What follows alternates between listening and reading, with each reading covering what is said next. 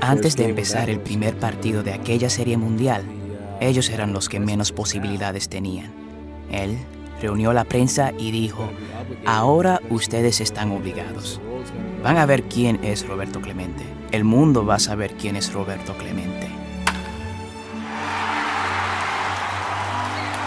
Bueno, él quería dejarle saber al mundo entero que nosotros los latinos éramos grandes peloteros. En esos tiempos creían que nosotros éramos nada. Él se volteó hacia sus compañeros de equipo y les dijo: móntense en mis hombros, que yo los llevo. Y así lo hizo. Su participación en la Serie Mundial fue increíble. Bateó .414 y también fue un excelente jardinero en cada uno de los juegos. Él logró lo que quería porque él lo sabía. Siempre estaba pensando, siempre estaba diciendo que iba a morir joven. Si uno le pregunta hoy en día a cualquier pelotero puertorriqueño, dominicano, venezolano o de cualquier otro país latinoamericano de una de las grandes ligas, ¿quiénes eran sus héroes de la infancia? Inevitablemente oiremos este nombre: Roberto Clemente. Dicho simplemente, Roberto Clemente sabía jugar. Desde finales de la década de los 50 hasta comienzos de la década de los 70, Clemente deslumbró al béisbol, pero fue mucho más que un gran jugador. También fue un gran hombre, un ser humanitario que nunca olvidó su origen. Ningún otro momento en su vida definió esto mejor que en 1971, cuando él y sus Piratas de Pittsburgh ganaron la Serie Mundial. Cuando fue coronado como el jugador más valioso de la liga, Clemente se encontró ante una expectante multitud de fotógrafos y periodistas. Luis, el hijo de Clemente. Él dijo: antes de decir algo en inglés, me gustaría decir unas palabras en español para mis padres en Puerto Rico. Y fue entonces cuando dijo las famosas palabras: en el mejor día de mi vida, les envío mi bendición a los niños, y a mí me gustaría recibir la bendición de mis padres en Puerto Rico. David Moranis, biógrafo de Clemente. Ese momento, cuando habló en español en el punto clave de toda su carrera, tuvo un profundo efecto en todo el mundo de habla hispana. Eso demostró lo orgulloso que se sentía de ser quien era y de sus orígenes. Incluso hoy puedo hablar con personas que me cuentan que sus padres estaban escuchándolo por la radio en Mayagüez o en San Juan y que se echaron a llorar. Esta es la historia de Roberto Clemente, un hombre humilde que usó su inmenso talento para hacer del mundo un lugar mejor que el que él conoció. Cuando Clemente llegó a Pittsburgh a comienzos de 1955, pocas personas habían oído hablar de Rosa Parks, Martin Luther King o del movimiento de los derechos civiles.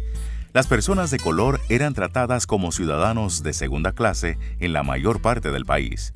Ser pelotero no protegió a Clemente de las humillaciones de la discriminación. Mientras que sus compañeros de equipo blancos podían quedarse juntos en el mismo hotel y comer en los mismos restaurantes, Clemente era forzado a ir a otra parte porque muchos establecimientos no atendían a clientes negros. Los redactores deportivos, incluso en Pittsburgh, se burlaban de su acento puertorriqueño, y los medios de comunicación nacionales a menudo ignoraban su talento debido al color de su piel. Pero Clemente se negó a aceptar este maltrato, ni hacia él ni hacia ninguna otra persona. Se levantó y dijo: no toleraré eso. Clemente tenía un orgullo innato extraordinario.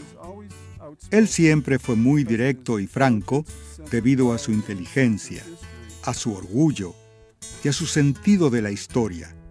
Siempre se sintió orgulloso de lo que era y de sus orígenes. Él le hizo frente a todo y se volvió parte de quienes ayudaron a cambiar los Estados Unidos. Para mediados de la década de los 60, él era líder del equipo de los Piratas de Pittsburgh. Y en su comunidad en Puerto Rico e incluso en Pittsburgh, empezó a dar discursos en los que decía: si tienes la oportunidad de ayudar a los demás y no lo haces, estás perdiendo el tiempo en la tierra. Él constantemente hablaba en nombre de aquellos a quienes llamaba la gente pequeña. David Moranis recuerda una historia de la larga lucha de Clemente contra el racismo. Él y su esposa Vera Clemente fueron a una mueblería en Nueva York. El vendedor de inmediato los llevó a un piso donde tenían los muebles más baratos y los trataron de una forma muy grosera. Finalmente, otra persona en la tienda se dio cuenta de que se trataba de Roberto Clemente, y de repente el dueño de la tienda fue hasta donde ellos estaban y todo el mundo empezó a mostrarse muy amable. Pero entonces Clemente sacó su billetera y le mostró que tenía $3,000. Pero dijo: no voy a gastar ni un centavo aquí por la forma como me han tratado. Clemente también trabajó incansablemente para mejorar la vida de los peloteros latinoamericanos en los Estados Unidos, según cuenta su amigo y compañero de equipo, Manny Sanguillén. Por eso yo le doy gracias a Dios que jugué con él, porque yo vi los sacrificios que él hizo para ayudar a los latinos. Y él dijo que él quería ayudar y él iba a hacer todo lo posible para que Puerto Rico y Latinoamérica fueran los mejores peloteros del mundo. Y él se sacrificó para eso. Y él siempre decía que en unos años iba a haber muchos peloteros puertorriqueños y latinos en el Salón de la Fama. Él fue el líder de nosotros como Jackie Robinson. La verdadera grandeza de Clemente no solo estaba en su condición de pelotero, sino como hombre, como persona humanitaria, como alguien que defendía los derechos de los demás. Tal vez por eso él, a diferencia de muchas otras celebridades deportivas anteriores, sigue viviendo como una verdadera leyenda. David Moranis, biógrafo de Clemente.